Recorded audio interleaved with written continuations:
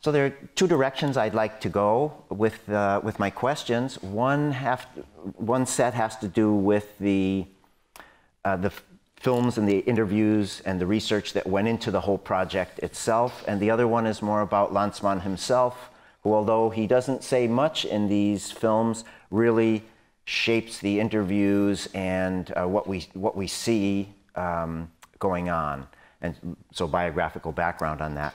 And with that, I wonder if we could start with what kind of research he did in order to set these interviews up. So learning about the Shoah himself, finding the testimonies that he wanted to record. Mm-hmm.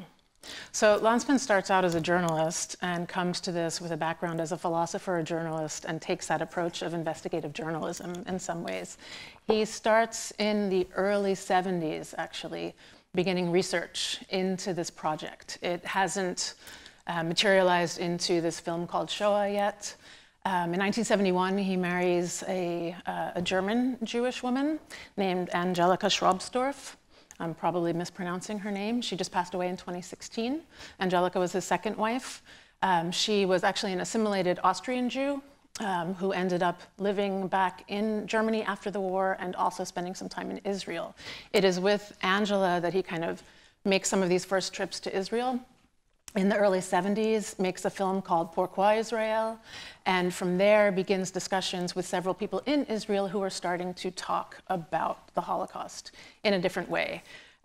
He does primary research with the book written and published in 1961, rather written over several years, but published in 1961 by historian Raoul Hilberg, who taught for many years at the University of Vermont.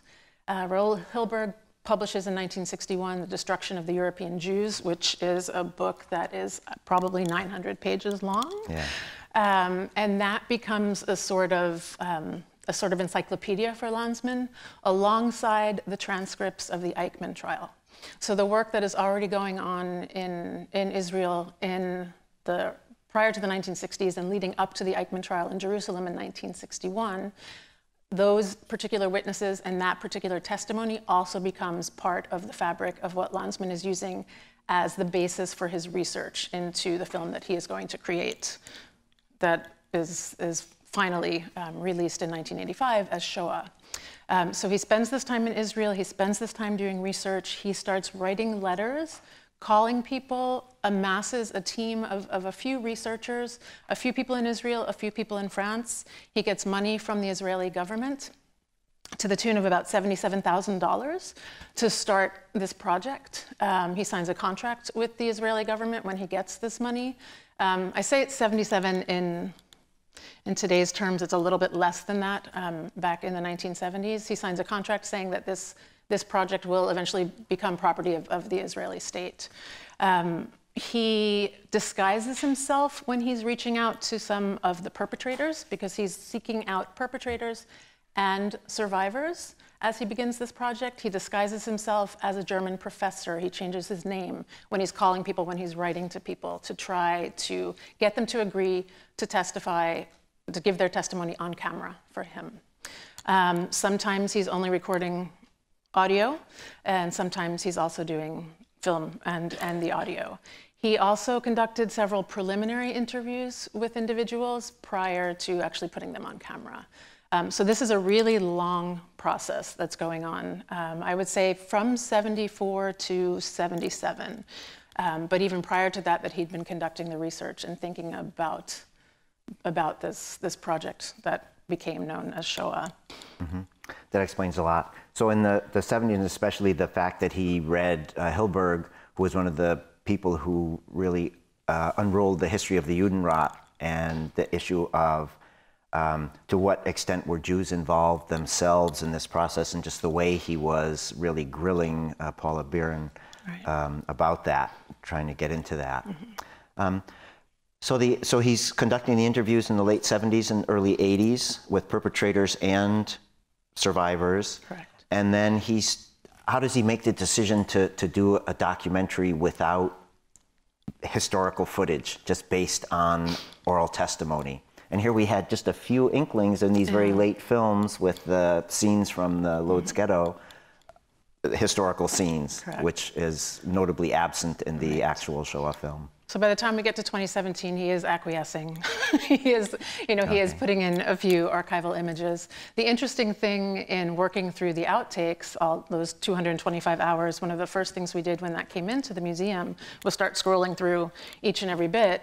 And lo and behold, there are 3 reels of 35 millimeter, not 16, on which the film was shot, of archival footage from the Bundesarchiv in Germany, which was the State Archives of Germany, and other materials that are also available at the National Archives in the United States. So he was looking at the archival images as part of his research.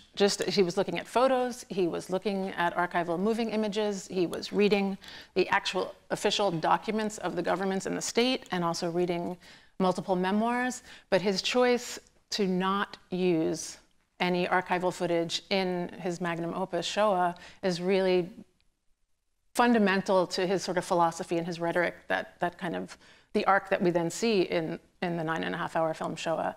You cannot represent this horror, basically. You can't, here there is no why. He goes back to Levy and this idea that this is the unthinkable, the unimaginable, the unrepresentable. So to use those archival images is almost doing a disservice to the witnesses who were there. For Landsman, it was more important to do that investigation, talk to these individuals who were the first-person primary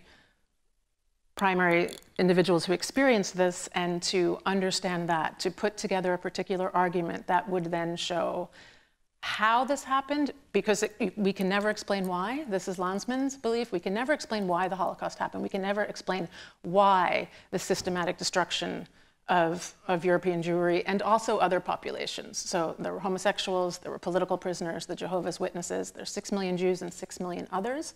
Landsman's project focuses primarily on the 6 million Jews. We can't, why this happened, impossible. So he wants to show how.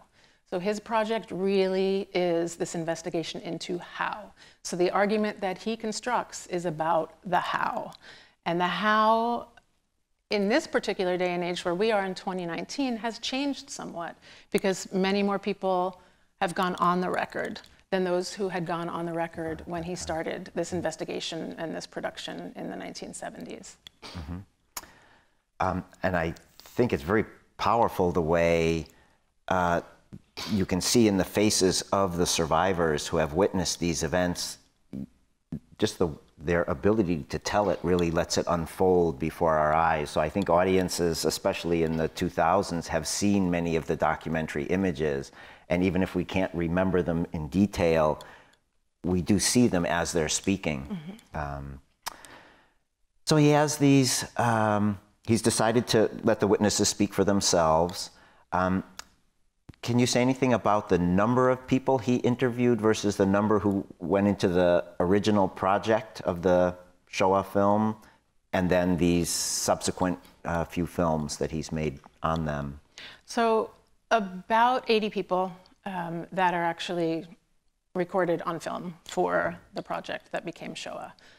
Just about 80 individuals. Again, the 2 women that we see here today don't figure in, well, Paula Byron has a very short on-scene image in Shoah, because her conversation about the Lodz ghetto and that development was important to the argument that he's making in Shoah. But Ruth Elias's testimony does not appear at all in Shoah. So it's about 80 people that he interviews. The percentage of individuals that actually end up in Shoah, I would say about half of that. In bits and pieces. Some people, the most memorable for most people who have seen Shoah, Bomba, the barber of Treblinka, Karski, the Polish messenger from the Polish underground government. These are particular individuals who really stand out in the final film Shoah. These women, because they didn't end up being architects either on the Jewish side or on the non-Jewish side of the final solution, for the most part, the women that were interviewed do not make it into the final film, which is really, seeing them in these individual and discrete films that he makes after Shoah. And I do have to give some praise to the individuals at the Holocaust Museum who actually made made these films possible. Ray Farr, who got her start doing the World at War series for Channel 4 in the UK, who ran the Film and Video Archive at the Holocaust Museum. It was her foresight in 1996 to, after visiting with Lanzmann in his home in Paris, to get this stuff into the museum. It took until 1999 until all of the outtakes arrived. In 96, they thought there were 350 hours. By 2005, actually, is when we realized, oh, it's really only 225 hours of outtakes over 1 million feet of film and original audio recordings that were shipped from France to the United States. It's a project that has really, that became something very different than what it was when it started, but it was always viewed by those who knew about all of the research and work that Lanzmann had done as an extremely important archive of firsthand accounts. Okay. I have a little side question to ask, but I should note that much of this footage is now available to view on the web through the website of the Holocaust Museum. So there are some things of a personal nature that were not included on the public web, but you can log on to the Holocaust Museum website and watch much of the original footage.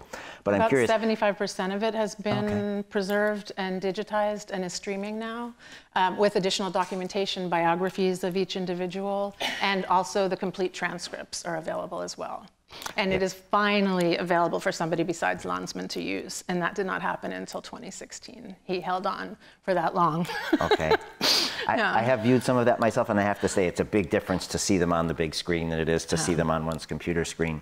At the very beginning, though, you mentioned that the Israeli government funded this, and the idea was that this would all ultimately go to the Israeli government. Did the Israeli government allow it to go to the Holocaust Museum? How did that work? The Israeli government didn't know that Lanzmann was in negotiations to sell it to the Holocaust Museum. So in '96, he's starting to think about the first film that he's going to make with the outtakes, which comes out in 1999, which is the film about Sobibor. And he is trying to figure out how he is going to fund this film, because we know that filmmaking is an expensive endeavor. And Lanzmann himself knows this, having gone through this several times. In order to fund that film, he sold the outtakes to the Holocaust Museum. Now, the Israeli government didn't realize how much there was. There were never any checks and balances after the film came out. It's released, and Shoah itself, the 9.5 hours, the completed film, released and still distributed by New Yorker Films, although now I think it's with another distributor. It left New Yorker maybe in 2015, I want to say, but don't quote me on that. Up until that time, that original material for the finished film was with New Yorker Films and another distributor, Aleph, in France. The rest of the outtakes were under his bed, in a warehouse in the outskirts of Paris, in 2 of the different editors' homes. I mean, these things were all over the place. Nobody really wanted, it's really unruly to deal with the materiality of an archive like this, let alone the intellectual and emotional components of an archive like this. That being the case, the state of Israel wasn't actively pursuing getting all of this actual physical material under their control, so to speak. But once he sells it to the Holocaust Museum, and once a big PR campaign is launched by the Holocaust Museum in 1999 to say, hey, Lanzmann's made another film from this, look at all this stuff we now have, it's like, whoa, hold up. So Yad Vashem says, this is ours. We own this. And the Holocaust Museum is like, we paid $500,000 for this. No, you don't own this. You only paid $77,000 for this. Lanzmann's made whatever he's made, and other people and distributors have, So it became a really kind of contentious situation. It did go to court. Everyone was angry at Lanzmann. He had to give back $250,000 of the $500,000 that he originally was paid, and that $250,000 went into a fund at the Holocaust Museum, and that was what we were able to start doing the restoration work with in 1998, 99, by the time the money is returned. And now all of the outtakes are jointly held by the Holocaust Museum, which is a US government entity. So now all of the Shoah outtakes are jointly property of the government of the United States and the government of Israel. But Lanzmann still fought tooth and nail to not let anybody else use those until 2016. And people gave in to his whims. It was, it was still, Landsman was necessary to figure out the bits and pieces that we couldn't figure out just by winding through this material and looking at the written documentation and talking to his 2 editors. So Ziva Postek, who edited Shoah, is still alive and kicking in Israel. And she actually, there's just a film that came out about her this year and her role in the construction of Shoah. And then Sabine Mamou was the other editor who worked for years with Landsman and edited all the films that he made from the outtakes post-Shoah. I guess it's important to note how sudden the Shoah film burst onto the scene in the 80s. We weren't really used to seeing interviews with survivors, and now we've seen many, many films.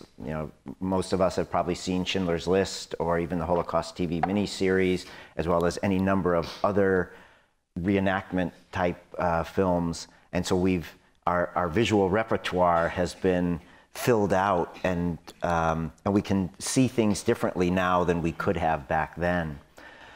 An interesting note about the red coat and Schindler's List, that also goes back to the Eichmann trial. One, I cannot remember the name of the individual who testified about seeing his daughter running through in a red coat, but time and again, the Eichmann trial and that recorded testimony and those transcripts become the bulk of what people use to reinterpret that even for fictional accounts of the Holocaust. And one of the reasons for the Eichmann trial, or the way the Eichmann trial was conducted in 1961, was to have survivors speak and teach about the Holocaust. And so that was kind of the original opportunity to get that testimony out. And the transcripts were recently released in the 2000s with the Deborah Lipstadt trial, the interrogations of Eichmann as well. About the footage itself, one of the things that struck me was what was going on in the background, both acoustically and visually. He has in the Ruth Elias one, the dogs are barking through about half of it, if not more. And in the other, he has his cigarette smoke in front of her face. And then in the initial scenes with the shipping lane out in the Mediterranean, probably. It's Panama City, Florida. Florida, okay. She was at a conference. She was a neurologist and a psychiatrist, and she was actually treating survivors and others. Spent in the mid-1950s, she left Germany, went back to Poland for a split second, couldn't live there. Ended up in Cincinnati, Ohio. That's where she lived out her days until 2016. She died at 97 years old. Yeah, and after being on camera for Landsman, she's very reluctant. This was the first time Paula Byron puts herself out there. And we hear this in it's really, I have to apologize, the Paula Byron interview is one of the ones that is out of sync. The part where we see them walking on the beach and you get the voiceover of Paula kind of talking about things, they're using a different piece of that footage, and then you'll see a moment where it still is slightly slipping out of sync as they come into kind of a medium close-up on them on the beach. She was at a conference there. He insisted that he had to interview her. He races there in 1978, I think 78, 79, like the winter of 78, 79 that he interviews Paula in Panama City, and then at her hotel room later on, still in Florida. Ruth Elias is living on a kibbutz. It's 1979, and it's in Israel. There's a lot of noise there. She's not the only, that's out on her patio at her home. But yeah, he really did, he wanted to shoot people as much as possible in surroundings that were familiar to them. This was not the case with Paula Byron, but she was, he had reached out to her almost 2 years prior, and we hear a little bit of that as he's talking, saying, well, when I wrote to you, when I talked to you. But by this point, she's still a reluctant witness. And then it isn't again until we actually were reaching out to her from the Holocaust Museum around 2001 when we were working actively on restoring this interview, which is only a little bit over 2 hours long. Ruth's interview is almost 3 hours long. And Ruth in 1998 writes a memoir. I don't have the full title. It's about survival from Auschwitz to Israel. Originally written in Hebrew, but then also translated and now available in English as well. Paula Byron doesn't ever write a memoir. Ruth Elias also takes part at Yad Vashem in 1985, after Shoah's out, in a mock trial of Mengele. So Mengele's body is exhumed in 1985 and proven to be Mengele's body, but it was buried under a different name in 1979 on the border between Paraguay and Brazil, where he had been living. The Mossad had hunted him down. He apparently drowned, but I mean, that is, again, he drowned and was buried, under a different name, but suddenly in 1985, his body is exhumed and DNA tests are done, and it is shown that it is Mengele. The Mossad were very clearly involved in that in 1979 and prior. But this mock trial that happens in 1985 at Yad Vashem, Ruth Elias is one of the witnesses. They basically bring together, by that point in time, everyone that they could firmly document had actual contact or interaction with Mengele. It's sort of, you could probably speak to this more than I could, Harold, survivors who all say they've seen or met Mengele. Right. This became, in survival circles, almost a kind of a status. If you could say you had seen or had some kind of interaction with this man, that made your testimony more important than the next person's.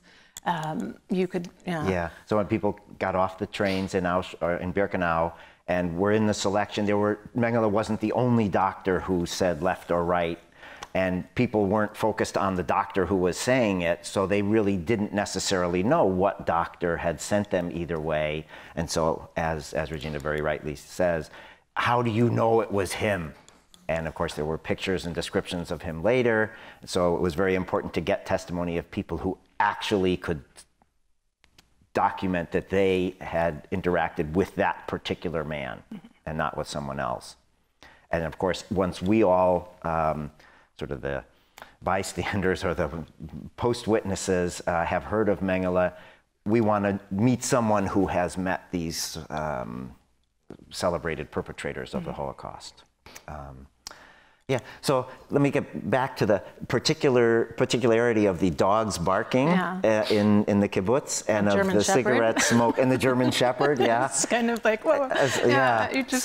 Was that planned?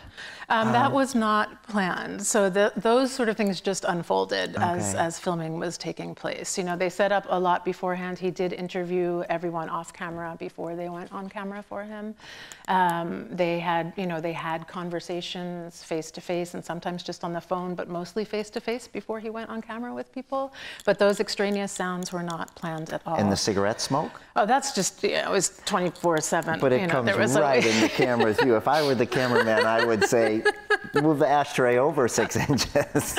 And then, And I, when I spoke with him, never could kind of get a clear answer as to whether he ever planned on putting these women in Shoah. So perhaps some of these were just research interviews. Perhaps not. He would never clearly say one way or the other about that. We just did push him a lot to say these women's testimonies are really important and need to be seen and need to be heard in their own right. And it isn't until a year before his death, that he died in July of 2018, that these films come out in 2017. We can go over to audience questions in just a moment, and we'd like to have them on mic since it's being filmed for broadcast. So if you can hold your question just for a moment, that'd be great. So one other set of questions or theme that I'd like to pursue is how these interviews fit into the lives of the survivors. So you've already talked a little bit about not having spoken before, having been really persuaded to testify, to speak on tape for him, and then later on coming out with even more testimony and really getting into their stories. I'm wondering, if they didn't get into the original Shoah film, were some people upset? I mean, if he had those hundreds of hours of footage, there must have been many or half of the 80 who didn't make it in. Did some of them complain and say, "Hey, I gave it to you and you didn't use it"? I don't know the answer to that. I do know that some people like Ruth Elias used that momentum from Shoah to say, "Hey, I was also interviewed, and I'm going to do more and give more of my story." But I've never heard anyone come out complaining about this. I've basically only read accounts of the individuals who are featured in Shoah, who talk about the first time they saw themselves in the completed film. and how they felt about that, because they had recorded, say, 5, 6, 7 hours with Landsman, and at the most of some of the main characters in Shoah, we see 40 minutes of them on screen. Not 40 minutes in a stretch, usually, edited down to smaller chunks. But honestly, those who didn't make it in, I'm not so sure. So when we spoke to Paula, we were speaking to her on the phone for a while. And then in 2005, she does go back on the record for 11 hours of recorded testimony with Holocaust historian Joan Ringelheim. And those 11 hours are also available at the Holocaust Museum and streaming online. So when you go to the website for the collections at the Holocaust Museum, you can also see that interview with Paula Byron.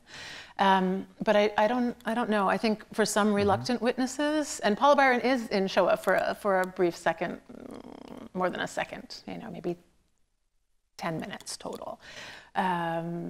I don't know the complete answer to that. I did just want to give a few other biographical details that don't really come out for either of the witnesses and survivors that we saw here. Many of you may know already, but Ruth Elias escapes after the war is over in 45. Her husband has died in the camps. She escapes with another Czech male inmate in 45, and they go back to look for their respective families. They do not find them, as she tells us in the film that we just saw. In 47, they marry. So she marries Kurt Elias in 1947. In 49, they come to Israel and start their life there. Kurt Elias was also married prior to the war and was seeking his partner and his family and did not find them. And that is why it kind of took them those 2 years, everything that they were going through, decompressing after that experience, and then kind of coming together in a different way. They ran away together, but not as lovers in 1945. This is just something that develops. And then Ruth Elias was a nurse. That is what she did for her career. So I just find it really interesting that both of these women end up in the medical profession. They end up working to heal people. And I still cry when I think, it's like I watch these so many times, from winding through it before I even listen to it, to the will to survive, that really it just smacks you in the face. And they are so guilty at times because they did that to keep themselves alive. They had to hurt other people, whether that's, a secondary kind of hurt that happens. They weren't, literally killing someone, except Ruth Elias was her own child, it's overwhelming. Yeah. You had told me a little bit before about Paula Byron being a psychologist and working with other survivors of the Holocaust and getting their stories out. So I don't know if you want to add a little bit more about her trajectory after the war, or how she survived. And so she ends up going to medical school in Germany. She got a scholarship and ends up at school in Germany. She had tried to go back to Poland. As you see how the film ends, she says that she's even forgotten her mother tongue. She can't speak it anymore. She wasn't wanted there in Poland. She had no desire to start life again in that country. Germany was a means to an end. It was a place where she did her schooling and then came on to the United States. And she was very active in her community in Cincinnati. You can go online and you can see the memorials for her. You can see where she's buried, in which particular Jewish cemetery in Cincinnati. She was always active in the community. She was reluctant to speak about her own experiences, but she was helping other people through similar struggles.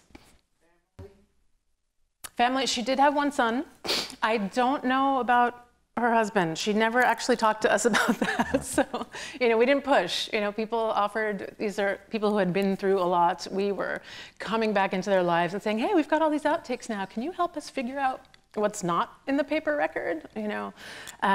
So with respect for their participation first in Shoah and respect for their private lives, we only asked for information that was going to help us reconstruct those interviews to the best of our ability, rather than pushing further.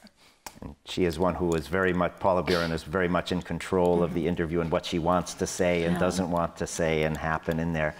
I wonder if we could very briefly go back and talk a little bit about Landsman himself. So he's born in 1925. how does he survive? What happens to him during the Hitler and war years? And he was so he's like had a relationship with Simone de Beauvoir. Yeah, so he has a very yeah, interesting biography himself. So 42-ish, he's sent off to this school that's outside of Paris. He's like 17 years old. By that point in time, he is helping out somewhat with the resistance. He, in his own autobiography, he inflates his role in the resistance. I mean, this is something that happens in hindsight. We can, we can change our stories. We can, but he is involved at a certain level in the resistance. He has a brother and a sister who ends up being an actress after the war and actually ends up committing suicide. His brother, Jacques Lanzmann, also famous in the entertainment world as well. He goes on to study philosophy and becomes a journalist. He gets involved with Sartre and with Simone de Beauvoir at the moment of what's going on in the France war in Algeria. He is completely pro-France leaving Algeria. He's part of this entire movement that's going on in France at the time. This is kind of his rise to consciousness in a particular kind of political sense. He would change his ideas about not about his participation in the 1960s and during the Algerian War, but he would change his views on Israeli states versus Arab states later on in his life. He was not raised in a religious family at all. Originally from Bessarabia, from much further east, but in France since the early to mid 1800s. He can trace his family to France at that point in time. Never was a religious Jew, very much more secular, but he teaches for a while in Germany, so he is fluent in German. That's where he first meets Angelica, who is his second wife. So he has a long-term relationship with Simone de Beauvoir. He becomes the editor-in-chief of the Temps Moderne, which is the journal that she actually started with Sartre, and he was editor-in-chief of that journal until he passed away. How would you best describe what is featured in the Temps Moderne? It's a mix of, it's political, it's sociological, it's also literature and humanities. It's a mix of work. So he was always doing that alongside all of these other activities. But he's a very short spell in Germany teaching at a university, the Free University in Berlin, I think is where he was teaching. And then in the late 60s, he makes his first film called Sahal, about the Israeli military. And then his next film is Pourquoi Israel? And then Shoah. And then it isn't until 1999 that he makes his first film from the outtakes. So after Shoah in '85, he kind of leaves that behind, goes back to being editor-in-chief full-time and promoting Shoah and going around the world with Shoah, basically. Yeah, Pourquoi Israel? Why Israel? Ruth Elias's concluding statement, why we need Israel, sort of fit right into the line of that argument. She's hardcore. She's justifiably so. We understand why. Yeah. We think we have some time for questions from the audience. You may have answered part of this. Acoustically, I didn't understand everything that you were saying. But she obviously has some very critical information that has not been addressed and that needs to be addressed. And I wonder whether she was used as a resource, whether she was really interviewed to much greater depth about what happened at the Lodz ghetto. That is extremely important information that I don't think has ever really been touched on. And I hope the knowledge that she had was not taken to her grave.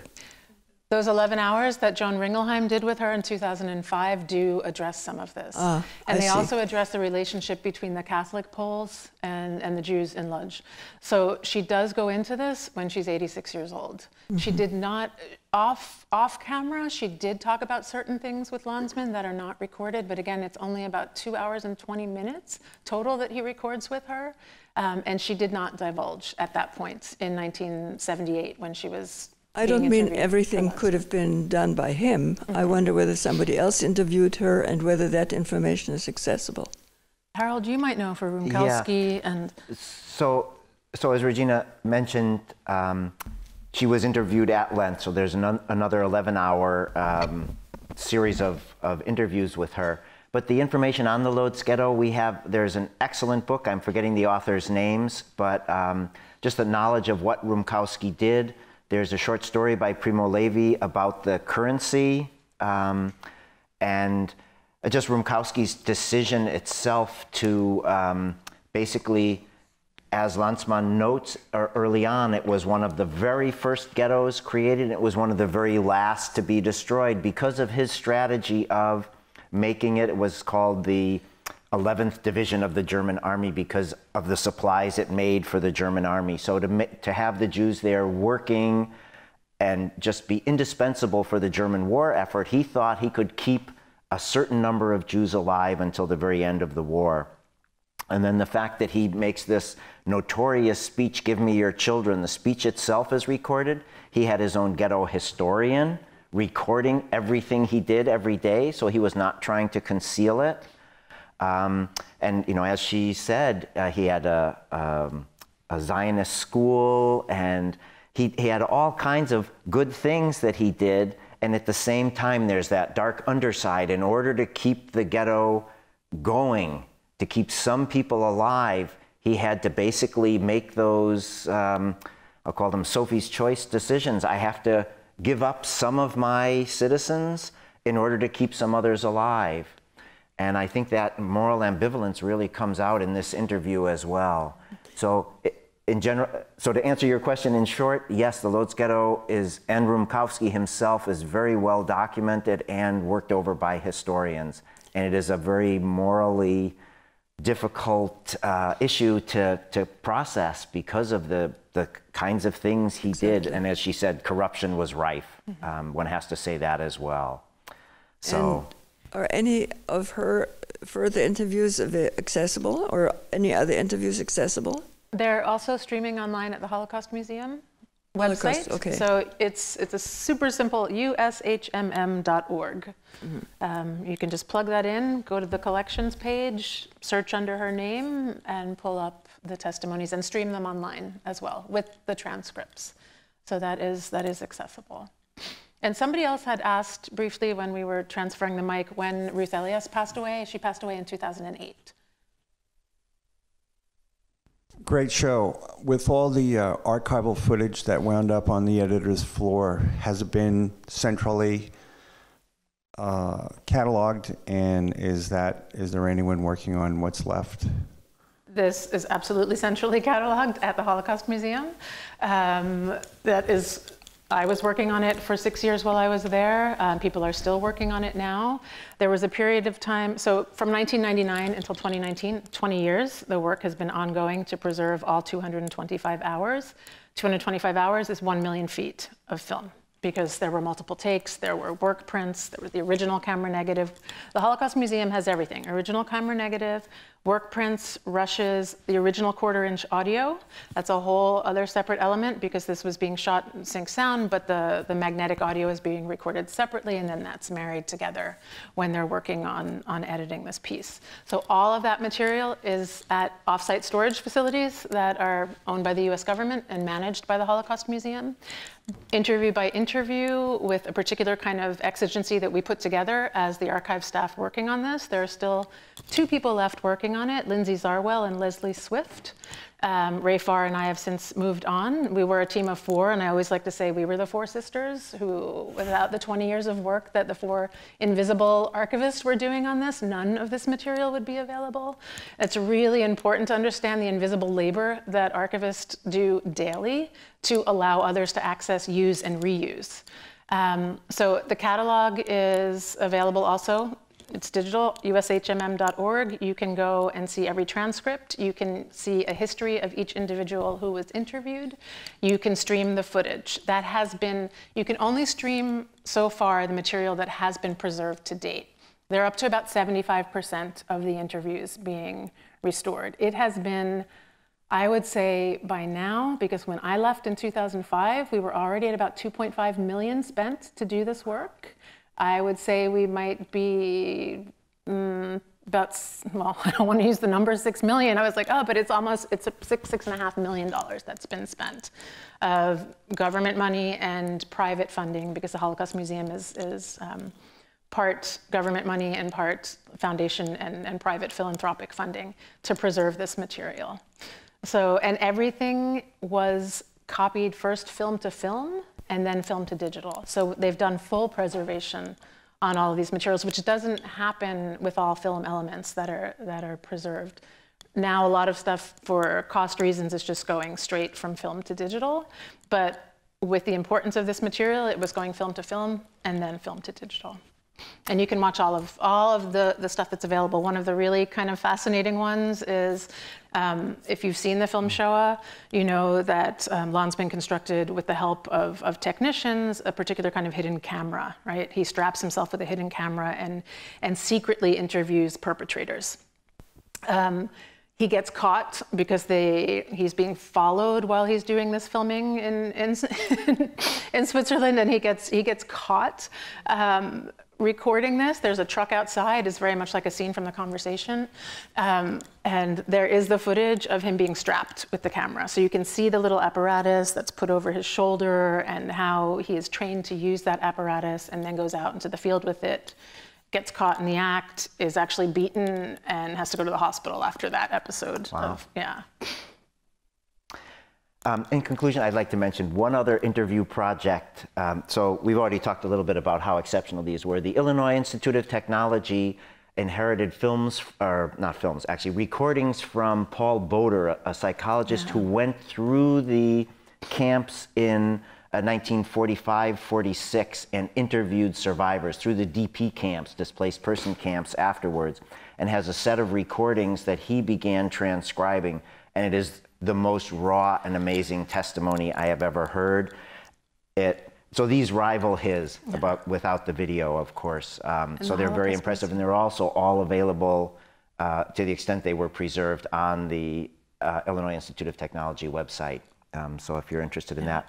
And the Holocaust Museum has a set of them. Has a set of them Thanks too. to John Ringelheim, who brought them in. Okay. So they're also available on the Holocaust website, which I don't know if it's more accessible or less accessible than Illinois Institute, but they're phenomenal. And you know, it's so raw. It's so present. So raw because it's immediately they've just survived the Holocaust, and he was the only one to go and ask. They were done on wire spool transcripts. And Joan went ahead and re-interviewed several of those people. Yes, and there are some interviews of those who were still alive in the 2000s who spoke about the experience of having been interviewed back in 1945-46, which is also very interesting.